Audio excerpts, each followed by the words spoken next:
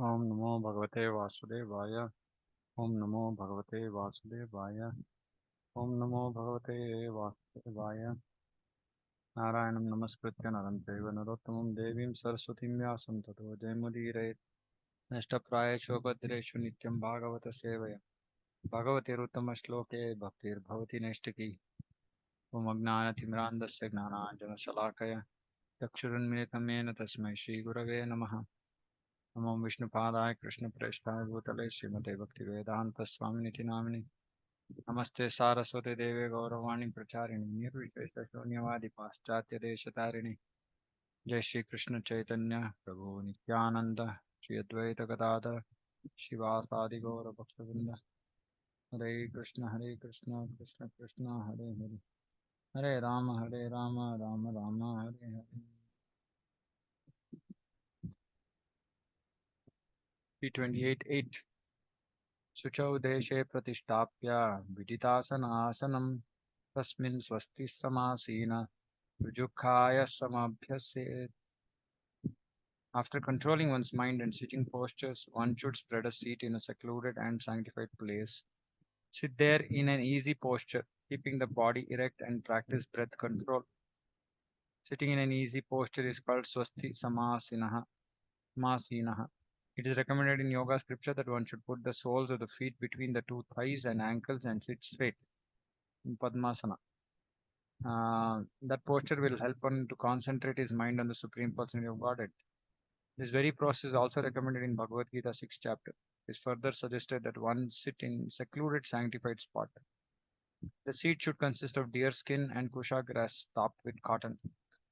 It is not for us. Like I said, we are not expected to sit in a secluded place. We have to sit in the association devotees, ideally.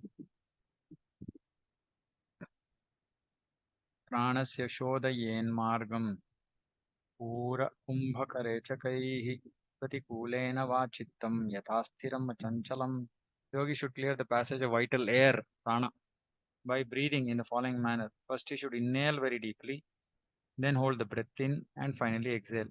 Or reversing the process. The yogi can first exhale, then hold the breath outside, and finally inhale. This is done so that the mind may become steady and free from external disturbances. So pranayama helps in mind control, mechanical process. These breathing exercises are performed to control the mind and fix it on the Supreme Personality of Godhead. Savaimana Krishna Padara Vindayo. Devotee Ambarish Maharaj fixed his mind on the lotus feet of Krishna 24 hours a day. The process of Krishna consciousness is to chant Hare Krishna and to hear the sound attentively, so that the mind is fixed upon the transcendental vibration of Krishna's name, which is non-different from Krishna, the personality. The real purpose of controlling the mind by the prescribed method of clearing the passage of the life air is achieved immediately if one fixes his mind directly on the lotus feet of Krishna. The Hatha Yoga system or breathing system is especially recommended for those who are very absorbed in the concept of bodily existence. But one who can perform the simple process of chanting Hare Krishna can fix the mind more easily. Three different activities are recommended for clearing a passage of breath: Puraka, Kumbhaka, Rechaka. Inhaling the breath is Puraka, sustaining it is Kumbhaka, exhaling it is Rechaka. These recommended processes can also be performed in the reverse order. And that is first exhale, then hold breath, then inhale. The nerves through which the inhalation and exhalation are conducted are technique called Ida and Pingala. The ultimate purpose of clearing the Ida and Pingala passages is to divert the mind from material enjoyment. So this is a mechanical process to divert the mind from material enjoyment. As stated in the Bhagavad Gita, one's mind is his enemy and one's mind is also his friend. Its position varies according to the different dealings of the living entity. If we divert our mind to thoughts of material enjoyment, then our mind becomes an enemy. Now, please note here, if we divert, we is the soul. If we divert our mind to thoughts of material enjoyment, then our mind becomes an enemy. And if we concentrate our mind on the lotus feet of Krishna, then our mind is a friend. By the yoga system Puraka, Kumbhaka, and Rechaka, or by directly fixing mind on the sound vibration of Krishna, or on the form of Krishna, same purpose is achieved. In the Bhagavad Gita, it is said that one must practice the breathing exercise. By virtue of these process of control, the mind cannot wander to external thoughts. Thus, one can fix his mind constantly on the Supreme Personality of Godhead and can happen. Most powerful process. So the breathing process is mechanical. To come to the stage of dhyana, meditate on the Supreme Lord. But the chanting process, uh, because the names are actually Krishna, automatically meditation happens. Mm. So the holy name, the sound vibration of the holy name, it is itself Krishna.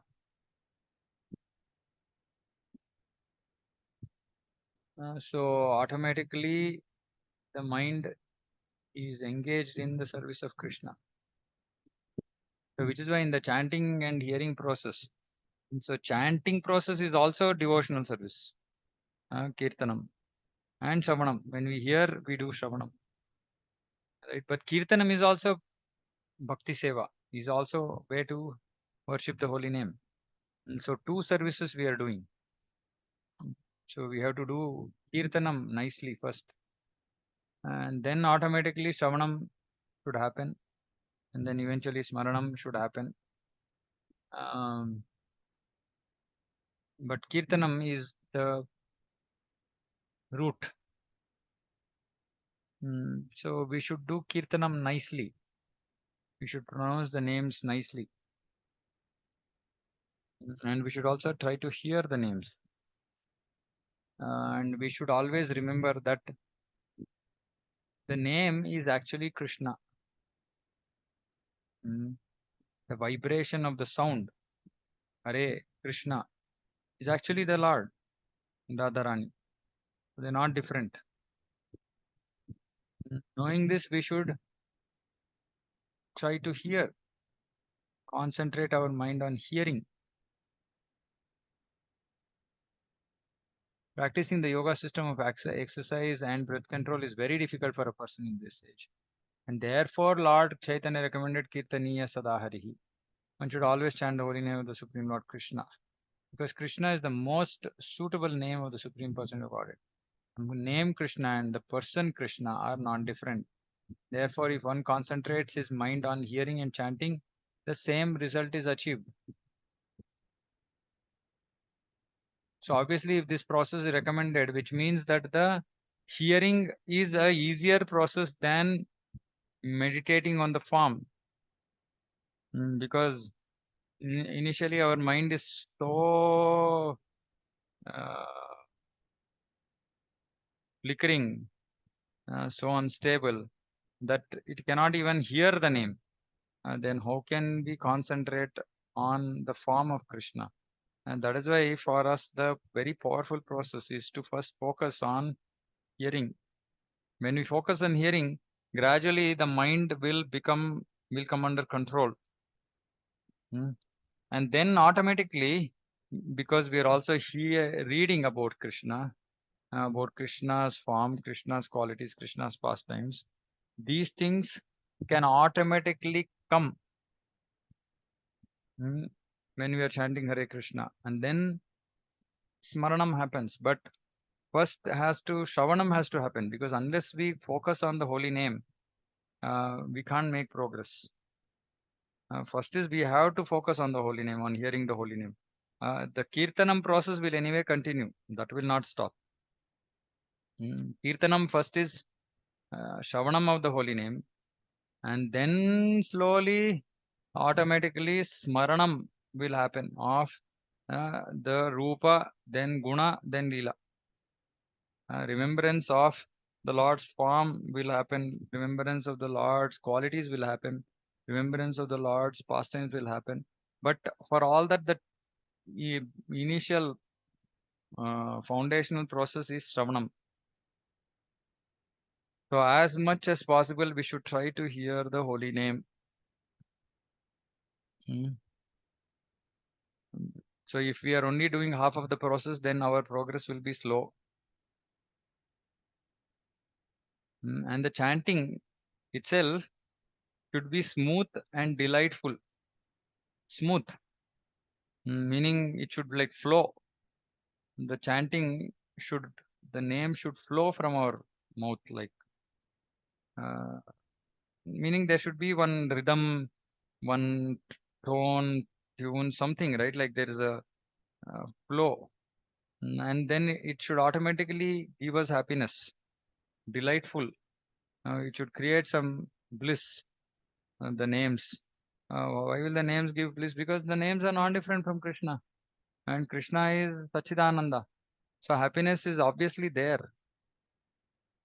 But we have to endeavor. This is sadhana. This is sadhana. If you have to lose weight, you have to put effort.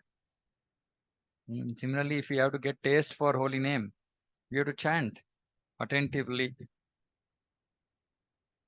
And the more we chant, the more taste we will develop. Of course, this is not at the expense of hearing about Krishna. That process is very important, because if we hear, then it becomes much easier to think about Krishna. It becomes natural, right? But the when we have extra time, we should do extra rounds.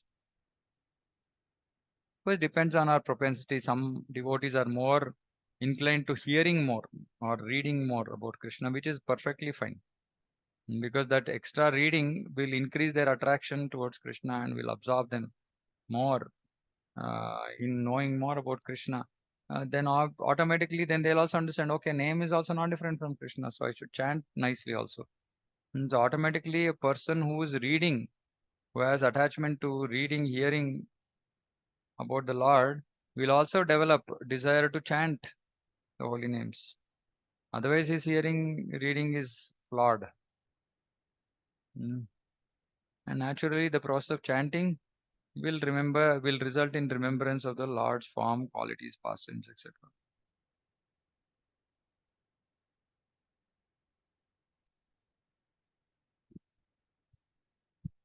मनोचिरात् स्याद् विरजम् जितश्वासस्य योगिनः वायवग्निभ्यां यथा लोहम् मातं त्यजति वैमलम्.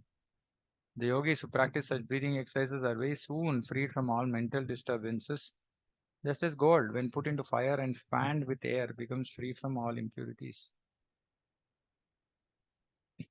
This process of purifying the mind is also recommended by Lord Chaitanya. And Prabhupada is just giving a parallel in the bhakti process, the Ashtanga Yoga process. Bhakti process, he says that one should chant Hare Krishna. Uh, Cheto Darpana Marjanam Param Vijayate. All glories to Sri Krishna Sankirtana. All glories are given to the chanting of the holy names of Krishna, because as soon as one begins this process, the mind becomes purified. Cheto Darpana Marjanam. By chanting the holy name of Krishna, one is cleansed of the dirt that accumulates in the mind. But this happens only if we are doing the chanting mindfully. Not if we are like disrespectfully or inattentively. We are not even focusing on our chanting. We are not even trying to hear. Not if we chant that way. There also sometimes, some sporadically, sometimes we would chant nicely. So we will get that benefit. But if we chant attentively, then all the dirt will go. Cheto darpana marjanam bhava maha davagni nirvapanam. Blazing fire of material existence should go, meaning material attachment, attraction to material things, all of this should go simply by chanting, nothing else. Concentrated chanting. Actually, there's one possibly little mistake that we are all doing during preaching. We push devotees to come to 16 rounds very quickly. Actually, that's not necessarily the right process. Actually, first it has to be quality and then quantity. So suppose if somebody is doing 4 rounds very nicely, pakka, it's fully 4 rounds are super attentive. He will make more progress than the one who is standing 16 rounds and doing Nama Prada. Right? But because the recommended rounds, number of rounds is 40, 16, so we should encourage the devotee who is chanting very nicely. to then increase slowly and steadily so that his chanting quality doesn't get hampered. Then such a devotee, when he comes to 16 rounds, immediately, like, you know, it's like Chaitanya Mahaprabhu. He started chanting and he was like, love of God that he experienced. Mm. Because actually, when we come to that standard of of chanting, automatically the nama will have profound effect on us. Mm. So quality is more important. Quantity also is important, but quality is more important. Quality of our chanting. That doesn't mean that we are chanting 16, now we'll go back to 2 rounds, 4 rounds, and say I'll start from scratch. No, it's not for us. If you have already come to the stage of committed 16 rounds, then obviously we should try. Now here also we can try. Okay, instead of all 16 rounds being a whitewash, then we'll say, okay, maybe now I will chant 4 very good rounds, and the others I will try as much as possible. Now, but 4 very good rounds should happen consistently. Now, when we know that, okay, 4 rounds I'm able to manage very nicely. Now, then we can say, okay, now I'm going to push myself and do 6 good rounds. I'm doing 16, but 6 good rounds, other 10 are average. Like this, slowly and steadily, we have to increase the quality of our chanting. So it's not about how many rounds, it's about how many quality rounds we are chanting. Hmm. If you are still sleepy during chanting, etc., etc., we should make sure we should understand we are really in a very, very beginner stage,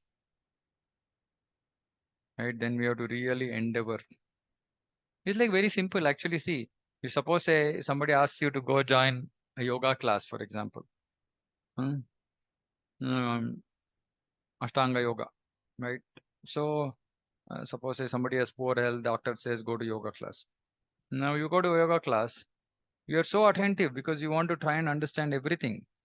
Step by step, you are understanding, you are taking guidance from the yoga teacher. Mm, Chanting also has to be like this only, doing very attentively. If you are doing yoga under a good yoga teacher, then there'll be a lot of focus on breathing. So in some asana, at one stage you should be exhaling, other stage you should be inhaling. You should not reverse it. Uh, and then position of hand, leg, head, etc. Now all everything is has to be given so much attention. Similarly, the chanting process, uh, and somehow the most important process in the whole of creation, we do it neglectfully. We are sleepy, then we are allowing so many thoughts to come to our mind. We are not even fighting those thoughts. Thoughts, unnecessary thoughts coming to mind is natural for a contaminated mind. But we have to fight those thoughts. We have to put those thoughts away. And when we actually make sincere effort, then chanting will have impact, and that dirt in the mind will keep reducing. Automatically, the material thoughts also have to start reducing. So material thoughts have to reduce. Then our engagement in service will increase. Then automatically, then thoughts of service will come while chanting, which is not the best, but which is definitely better than material thoughts coming. And eventually, service thoughts also should stop, and it should be just Krishna and Radha. And their Rupa, Nama, Leela, Rupa, Guna, Leela.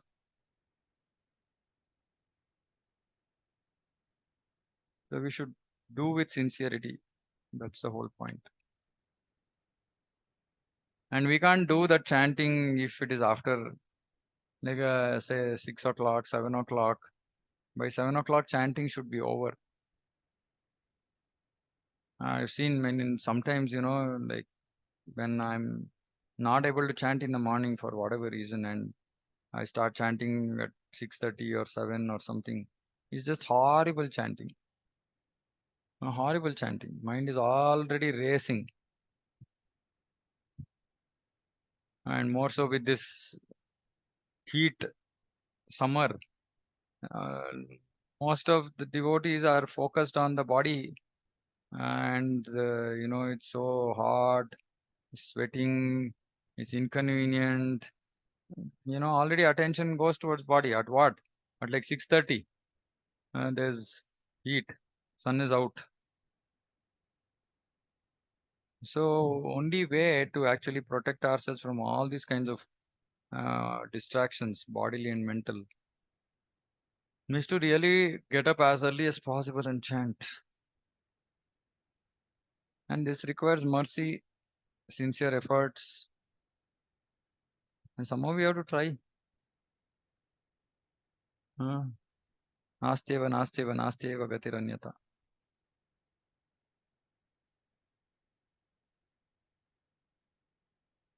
Somehow we don't realize how important this chanting process is. Brahma, Shiva also can't get that pure love for Krishna, Braja Prema.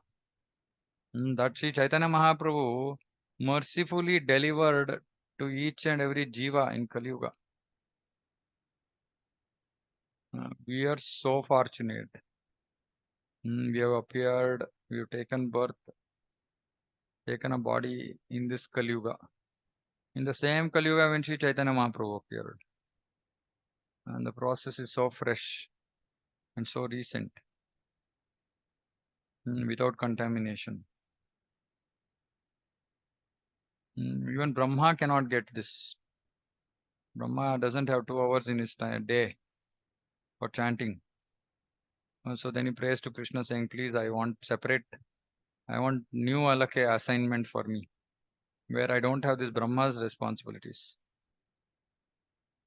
So Shiva also comes, Brahma also comes during Gauranga Leela. Why?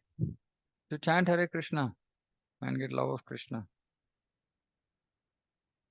Now just imagine, without any of these exalted personalities are only struggling. Demigods are struggling. Nobody gets, nobody is getting mercy. Before Kali Yuga, nobody was getting, before this Kali Yuga. This Kali Yuga, everybody is getting mercy. And we are so fortunate. Actually, we can't really imagine this. If we come in the next Kali Yuga or some other Yuga, we will get the Yuga Dharma. You will get Yuga Dharma, meaning following the path of Dharma.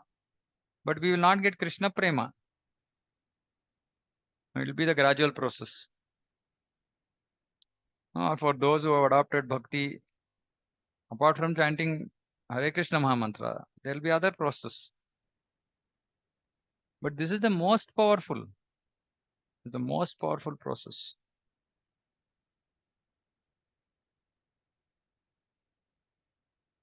So we should just take maximum advantage of this Hare Krishna Mahamantra. One can purify the mind either by the breathing process or by the chanting process. Just as one can purify gold by putting it in a fire and fanning it with the bellows. But the chanting process is lot more powerful, faster, and gives more benefit than just one controlling the mind, because it gives Krishna Prema. But the Ashtanga Yoga process by itself will not give Krishna Prema. The Ashtanga Yoga process only enables one to get this Pratyahara, Dharana, controlling the mind. Then one has to start meditating on Lord. So there one has to come to bhakti. Only then they will know what is the Lord to meditate on him. Right? Then samadhi is possible. But for somebody engaged in bhakti, there's no need to change any process. In Ashtanga Yoga, initial process is different, subsequent process is different. But in bhakti, initial process is also same, final process is also same. It's the same process even after we achieve perfection.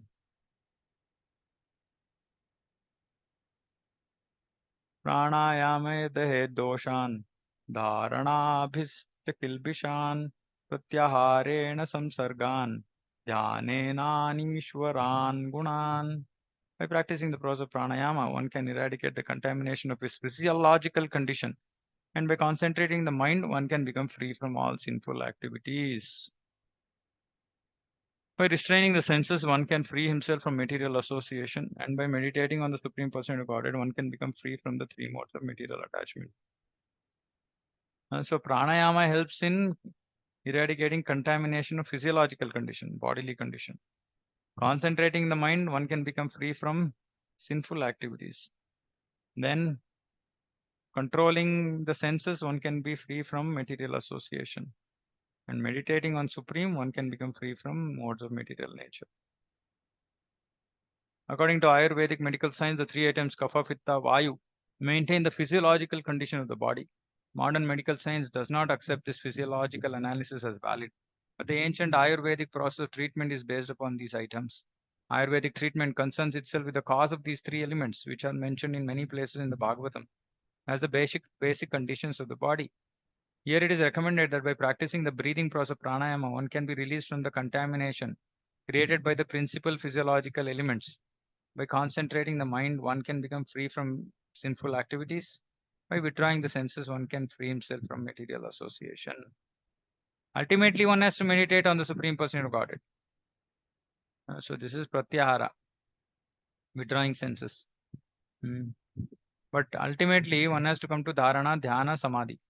One has to meditate on the Supreme Person of Godhead in order to be elevated to the transcendental position where he is no longer affected by the three modes of material nature.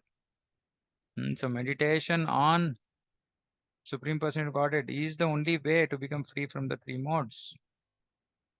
It's also confirmed in the Bhagavad Gita that one who engages himself in unalloyed devotional service at once becomes transcendental to the three modes of material nature and immediately realizes his identification with Brahman.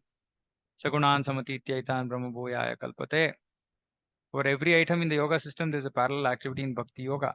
But the practice of Bhakti Yoga is easier for this age. What was introduced by Lord Chaitanya is not a new interpretation. Bhakti Yoga is a feasible process that begins with chanting and hearing. Bhakti Yoga and other yogas have as their ultimate goal the same personality of Godhead. But one is practical, the others are difficult. One has to purify his physiological condition by concentration and by restraint of the senses.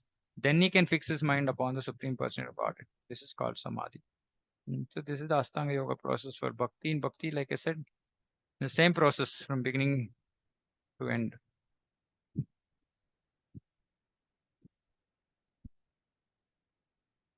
यदा मनस्वं विरजं योगेन सुसमाहितं काष्ठां भगवतो ध्यायेत् स्वनासाग्रावलोकनः.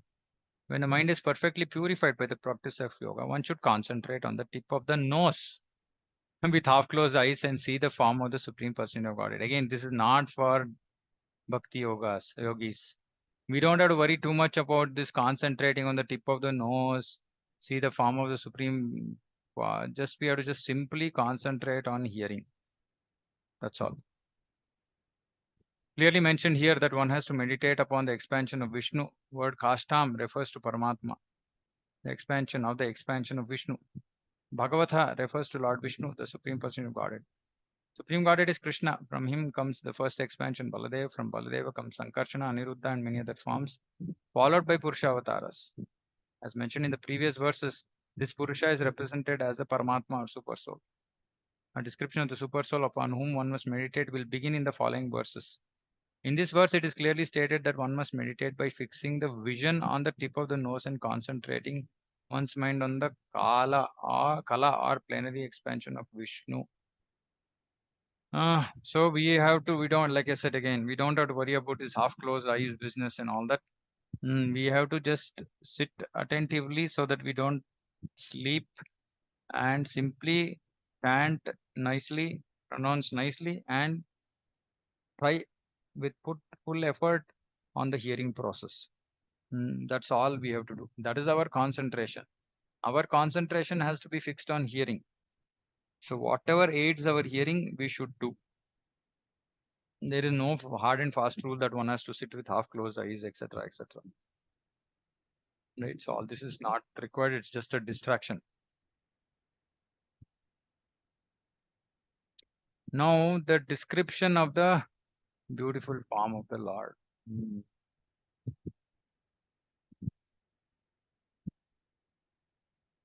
Mm. Going to take time.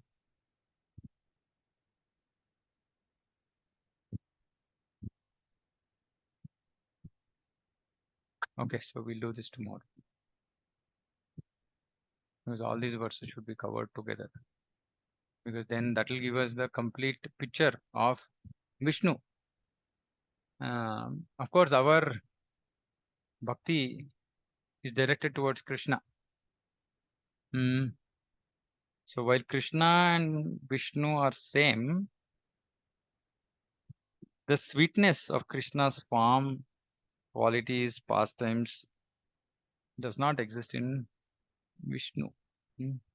So this concentration on the form Vishnu is for the Ashtanga yogis who are trying to concentrate on the form of Vishnu in the heart, super soul.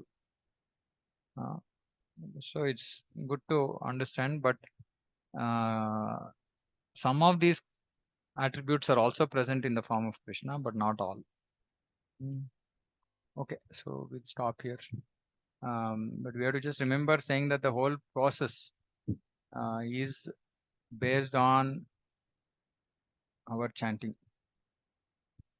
So as much effort as we can put in chanting, so much progress we will make. And how will we experience this progress? Immediately we will see some anarthas going from our heart. We being able to do control our mind more effectively. Our hearing becomes more attentive. Our attachment to material things goes down automatically. Automatically. Simply, it is the quality of our chanting. I'm sure all of us would have experienced at different stages in our life, effect of chanting. But at least from my own experience, uh, last almost 14 years chanting, um, we can see a drastic difference when we raise the bar. When we really raise the bar on our chanting, then we can experience drastic, very fast progress we can experience. Mm. But that requires lot of effort. And the only thing that should be there on our mind is chanting and the quality of our chanting. And like I said before, literally, like there should be tears in our eyes looking at the horrible quality of our chanting and saying, I'm so fortunate that I got the process, but I'm so unfortunate that I'm really doing it very badly, right? So, more we repent, the more we beg for mercy, the more we hold on to Sri Chaitanya Mahaprabhu's lotus feet, the more we try to get mercy of Panchatattva, the more we hold on to a lotus feet of Guru, the more we get mercy of uh, um, Navadvip Dham. Mm, then we can make progress. But for all this means, seeking mercy means that we should be active and focused on this activity. Um, Nothing else we need to pray. We don't have to pray for anything else. Only two things. One is association with devotees, quality devotees who are serious, sincere in bhakti. And the second is quality chanting. These are the only two things we should pray for. And of course, all our anarthas which are actually coming in the way of our chanting, we should pray to get rid of those. So it may be kama, krodha, lobha, moha, mada, matsarya, whatever it is. But this has to be a very, very, what can I say, begging, begging process. I keep telling this every time. Unless we beg, we are not going to get mercy. Because we are not qualified. Let's accept it. We are not qualified. So for somebody who doesn't have qualification, what does he do? Beg. So unless we really, from the bottom of our hearts, beg for mercy and put effort also, not just like begging for mercy and then being careless, then what is this? That is just hypocrisy, right? On one end, we are begging for mercy, on the other end, we are not even trying to put effort, serious effort in chanting. Cheating. That's not acceptable. Then we won't get mercy. So we have to beg and we should try. We should try. Like I said, put full. We have to put full energy behind chanting. Full energy. Um, Very difficult, but we have to try. Because that is the only way.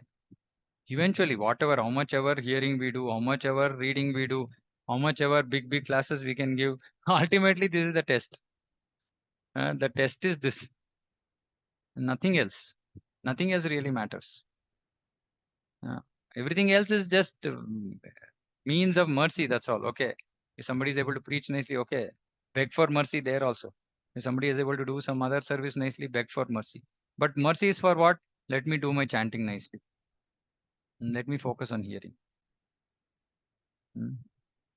So please remember every morning, actually, not every morning, before sleeping, before we sleep, we should pray, saying that please first let me get up early tomorrow. Let me get up in Brahma Muhurta. Let me chant my rounds. Let me chant my rounds with full attention. Mm. Begging for this mercy, we should sleep. So that even in case we get any kind of dream, it should be about this uh, scary dreams we should get. Where we are not chanting nicely. Anyway, point I'm making somehow, yena kena prakarena, somehow this chanting quality has to improve. That is the whole point. I am just giving some my own imaginative, ways to do that. But like I said, the whole focus is to raise the bar on chanting. Mm. Okay, stop here. If there are any questions or if devotees have some suggestions on how to improve chanting, we'll be happy to hear. Prabhuji, I will share my experience on chanting. Yeah. As you told Prabhuji, even I have experienced that early in the morning, my chanting, I don't like to miss it because after that, again, my chanting is not good, Prabhuji. Mm. Yeah. So, as far as possible, I try to wake up early and finish my rounds. Okay, very nice. Thank you. Prabhuji. Okay. Anything else anybody wants to say? Okay. Shrimad Bhagavatam की जय, जगत गुरु श्री प्रभुपाद की जय, वांछा कल्पतरुभ्यश्च कृपा सिन्धुभ्यश्च पतितानां पावनेभ्यो वैष्णवेभ्यो नमो नमः। जय जगत गुरु श्रील प्रभुपाद। हरे कृष्ण।